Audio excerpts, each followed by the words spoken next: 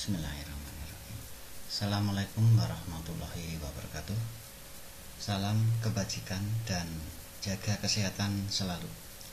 Kita jumpa lagi dalam pembelajaran matematika kelas 7 semester 2. Kali ini kita akan membahas tentang latihan soal memahami konsep segi 4 dan segi 3. Sudah siap? Oke, kita mulai. Untuk soal yang nomor 1, bangun datar segi 4 ABCD dengan AB sejajar CD dan BC sejajar AD. Gambarlah kemungkinan bangun segi 4 ABCD yang berbeda. Oke, kita jawab bersama-sama. Kemungkinan yang pertama, kita buat garis lurus AB. Kemudian kita buat garis CD yang sejajar dengan AB. Posisinya seperti tampak pada layar. Kemudian B kita hubungkan dengan C dan A kita hubungkan dengan D. Kita dapatkan bangun yang namanya persegi panjang. Kemungkinan yang kedua, kita buat garis lurus AB, kemudian garis CD sejajar dengan AB. Posisinya seperti tampak pada gambar. Kita hubungkan B dan C, di mana panjang AB sama dengan panjang BC. Kemudian kita hubungkan A dan D. Kita dapatkan bangun yang kita namakan persegi. Kemungkinan yang ketiga, kita gambar garis lurus AB, kemudian garis CD sejajar AB. Posisinya seperti tampak pada layar. Kita hubungkan BC dan AD, maka akan kita dapatkan bangun yang disebut dengan jajar genjang. Kemungkinan yang keempat, kita buat garis AB, kemudian garis CD. Posisinya seperti tampak pada layar, di mana titik A dan titik C itu lurus. B kita hubungkan dengan C, A kita hubungkan dengan D, di mana panjang AB sama dengan BC, sama dengan CD, dan sama dengan AD. Tetapi sudut ABCD tidak ada yang siku-siku, maka kita dapatkan bangun yang dinamakan dengan belah ketupat. Kita lanjut soal yang nomor 2. Bangun datar KLMN dengan KL sama dengan 4 cm, LM 8 cm. Jika LM sama dengan MN dan KL sama dengan KN, pertanyaan A, gambarkan bangun tersebut. Yang B, bangun apakah yang terbentuk? Kita jawab mulai dari yang A. Kita gambar garis KL, di mana panjang KL sama dengan 4 cm. Kemudian kita gambar LM, panjang LM 8 cm. Kemudian kita gambar MN, di mana LM dan MN itu sama. LM sama dengan MN. Jadi kita beri tanda seperti itu. Itu artinya panjang LM sama dengan panjang MN. Kemudian kita hubungkan K dan N, di mana panjang KL sama dengan KN. Kita beri tanda. Itu berarti panjang KL sama dengan KN. Itu bangun yang terbentuk. Berarti berarti panjang KL 4, panjang KN 4, panjang LM 8, panjang MN 8. Bangun apakah yang terbentuk? KLMN adalah bangun layang-layang. Kita lanjut yang nomor 3. Ari dan Budi berdiskusi tentang bangun segi 4. Ari berpendapat bahwa belah ketupat bisa dikatakan sebagai persegi, sedangkan Budi berpendapat bahwa belah ketupat bukan merupakan persegi. Bagaimana menurut Anda? Untuk yang A, pendapat siapakah yang benar? Yang B, dalam kondisi bagaimana belah ketupat itu bisa atau tidak bisa dikatakan sebagai persegi? Kita jawab. Kalau menurut saya, yang benar adalah pendapat Budi. Karena belah ketupat bisa dikatakan sebagai persegi hanya jika keempat sudutnya sama besar. Jadi suatu belah ketupat itu baru bisa dikatakan persegi kalau keempat sudutnya sama besar. Tetapi kalau satu saja tidak sama, berarti itu bukan persegi. Tuh. Yang nomor 4. Sebuah segitiga ABC dengan besar sudut A, sudut B, dan sudut C masing-masing 3x, 4x, dan 5x. Yang A, berapa besar masing-masing sudut segitiga ABC? Yang B, berdasarkan jenisnya termasuk segitiga lancip, tumpul, atau siku-siku. Kita jawab yang A. Kita ingat bahwa jumlah sudut-sudut dalam segitiga itu 180 derajat, sehingga sudut A ditambah sudut B ditambah sudut C sama dengan 180 derajat, di mana sudut A itu 3x, sudut B 4x, sudut C 5x. Kita perhatikan, sudut A 3x kita tulis atau kita ganti 3x ditambah sudut B nya 4x, kita tulis 4x ditambah sudut C nya 5x, kita tulis 5x sama dengan 180 derajat. 3x ditambah 4x ditambah 5x, kita dapatkan 12x sama dengan 180 derajat, sehingga x-nya sama dengan 180 derajat dibagi dengan koefisien x. Koefisien x itu 12, maka kita bagi 12, sehingga x-nya sama dengan 15 derajat. X ketemu, maka sudut ABC juga bisa kita cari. Sudut A sama dengan 3x. Ini sudut A sama dengan 3x, sama dengan 3 kali x-nya tadi ketemu 15 derajat, maka kita kalikan 15 derajat sama dengan 45 derajat. Sedangkan sudut B sama dengan 4x, sudut B-nya sama dengan 4x. Jadi sama dengan 4 kali 15 derajat, hasilnya 60 derajat. Sudut C sama dengan 5x, sama dengan 5 kali 15 derajat, sama dengan 75 derajat. Nah, ini. Kemudian yang B.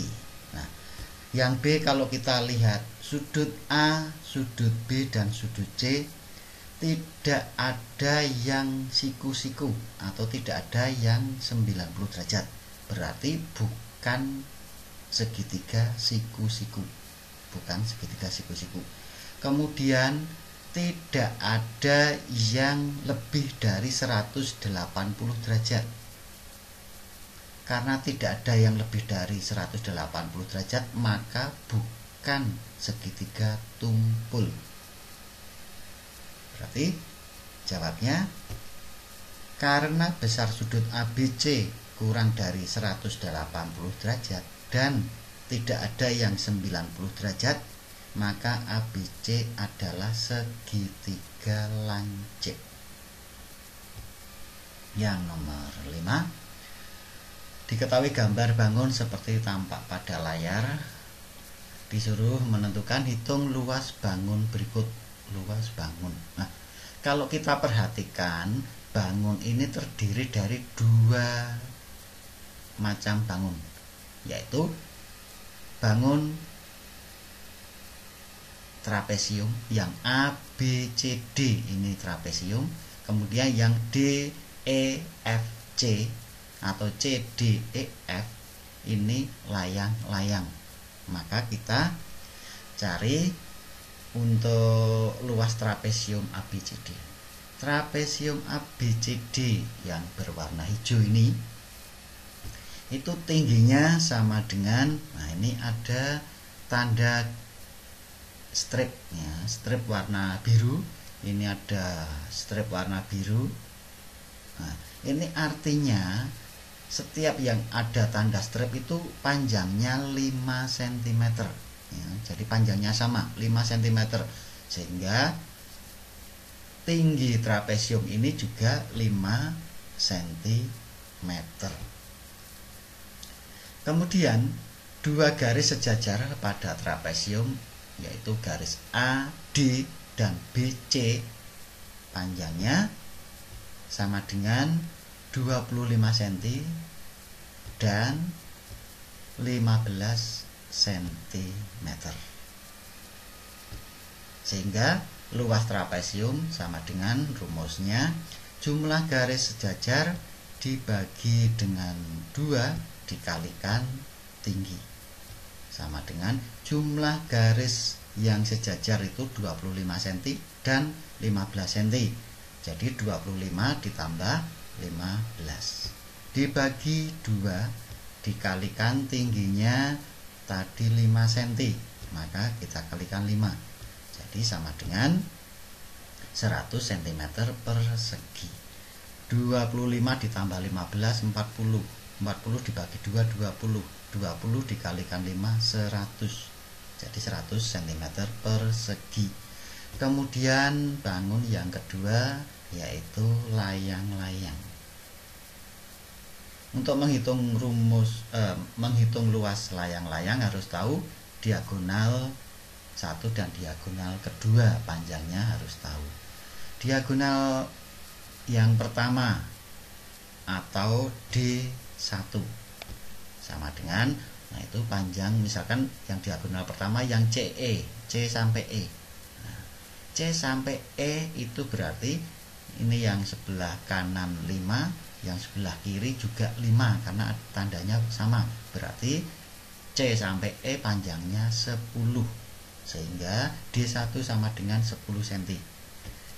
Diagonal yang kedua atau D2 sama dengan panjangnya DF. Panjang DF sama dengan 30 cm. Jadi D2 sama dengan 30 cm.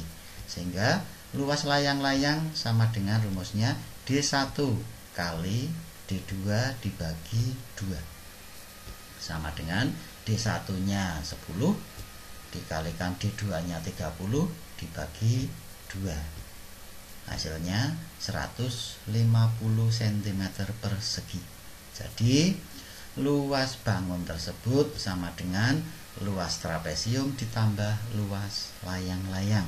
Luas trapesiumnya ketemu 100, kita tulis 100 cm persegi, kemudian ditambah luas layang-layangnya ketemu 150 cm persegi. Jadi hasilnya 250 cm persegi. Oke, kita lanjut yang nomor 6. Diketahui gambar desain kolam renang sebagai berikut. Ayah akan membuat kolam renang yang berbentuk persegi panjang. Lebar tepi jalan. Nah, dalam kolam renang ini tepinya dibuat jalan ya, yang lebarnya masing-masing 3 meter. Kemudian ada ketentuan lebar tepi jalan. Ini lebar tepi jalan itu yang garis ini sama dengan setengah panjang tepi jalan. Panjang tepi jalan 18 ini. Lebarnya ini nanti setengahnya. Sekeliling kolam renang bagian luar akan dibuat jalan sepanjang 3 meter dan akan dipasangi keramik. Ini. Di sekeliling kolam renang akan dibuat jalan, ini jalan tadi ya. Di sekeliling jalan akan dipasang pagar. Nah, nanti sekeliling jalan ini yang luar ini akan dipasang pagar. Pertanyaannya, berapa biaya untuk membeli pagar stainless jika harga pagar itu Rp200.000 per meter? Yang B, berapa banyak keramik yang diperlukan jika luas tiap keramik 400 cm persegi? Kita jawab bersama-sama. Tadi gambarnya seperti ini kolam renang, di sekelilingnya dibuat jalan lebarnya 3 meter ya. Panjang tepi jalan 18 meter. Lebar tepi jalan, tadi pada soal, lebar tepi jalan sama dengan setengah panjang tepi jalan. Sehingga panjang tepi jalan sama dengan, kita lihat pada gambar, panjang tepi jalan itu 18 meter. Kita tulis 18 meter. Lebar tepi jalan sama dengan, tadi ketentuannya, lebar tepi jalan sama dengan setengah panjang tepi jalan. Jadi sama dengan setengah dikalikan panjang tepi jalan. Padahal panjang tepi jalannya 18, jadi setengah kali 18 sama dengan 18 dibagi 2, 9 meter. Jadi ukurannya tepi jalan 18 meter itu panjangnya, lebarnya 9 meter, ketemu 9 meter.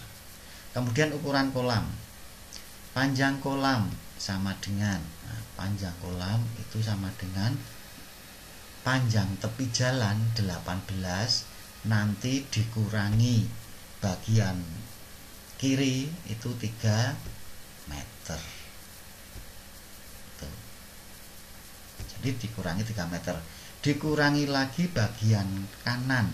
Di bagian kanan ini juga 3 meter. Jadi panjang kolam sama dengan 18 dikurangi 3 dikurangi lagi 3. Hasilnya 12 meter itu panjang kolam. Kemudian lebar kolam. Lebar kolam sama dengan lebar tepi jalan 9 meter dikurangi dengan bagian bawah itu 3 meter. Berarti dikurangi 3 meter. Dikurangi lagi bagian yang atas ini juga 3 meter. Berarti dikurangi 3 meter sama dengan 9 dikurangi 3 yaitu 6 dikurangi lagi 3 hasilnya 3 meter. Jadi lebar kolam 3 meter. Kita jawab yang A. Untuk menentukan biaya pemasangan pagar ya, harus tahu keliling jalan. Nah, keliling tepi jalan ini. Keliling jalan sama dengan 2 kali panjang tepi jalan ditambah lebar tepi jalan. Itu rumus keliling. 2 kali panjang yang ditambah lebar. Sama dengan 2 kali panjang tepi jalan itu 18 meter. Sedangkan lebar tepi jalan 9 meter. Jadi 18 ditambah 9 sama dengan 2 kali 18 tambah 9 27 meter. 2 kali 27 sama dengan 54 meter. Itu kelilingnya. Jadi bisa kita hitung biaya pagar sama dengan, nah tadi harga pagar itu 200.000 per meter. Kalau 1 meternya 200.000, padahal kelilingnya ada 54 meter, berarti nanti 54 dikalikan 200.000 rupiah, jadi sama dengan 10.800.000 rupiah. Itu biaya pemasangan pagar. Kemudian yang B, gambarnya masih tetap ya, seperti tadi. Panjang tepi jalan 18, lebar tepi jalan 9, panjang kolam 12, lebar kolam 3 meter. Yang B yang dicari, yang ditanyakan banyak keramik. Jalan ini akan dipasangi keramik. Berapa banyak keramik? Maka harus dicari luas jalan. Luas jalan sama dengan luas tepi jalan. Luas tepi jalan ini yang bagian luar dikurangi dengan luas kolam. Luas tepi jalan karena bentuknya persegi, maka 18 kali 9, panjang kali lebar. 18 kali 9 dikurangi luas kolam. Kolamnya juga bentuknya persegi panjang. Jadi 12 dikalikan 3, panjangnya 12, lebarnya 3. Jadi sama dengan 18 kali 9, 162 meter persegi, dikurangi dengan 12 kali 3, 36 meter persegi. Hasilnya 126 meter persegi, itu luas jalan. Sehingga menghitung banyaknya keramik, nanti luas jalan dibagi luas satu keramik. Jadi ini sama dengan 126 meter persegi dikurangi dengan tadi pada soal luas tiap keramik 400 cm persegi. Berarti dibagi dengan 400 cm persegi. Yang atas satuannya meter persegi, yang bawah satuannya cm persegi, maka kita samakan satuannya menjadi cm persegi. Meter menjadi senti, berarti dikalikan 100. 100 itu nolnya 2, itu meter menjadi senti. Nah, kalau meter persegi menjadi sentimeter persegi, berarti ditambahi 0,4 atau dikalikan 10.000. Jadi sama dengan 126 ditambahin 04, 126 ditambahin 0, 1, 2, 3, 4. Nah ini dibagi dengan 400 cm persegi.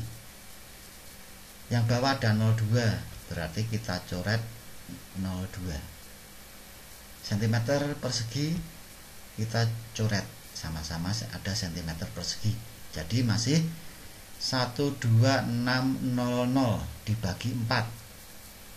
Ya, kalau kita cari hasilnya 3150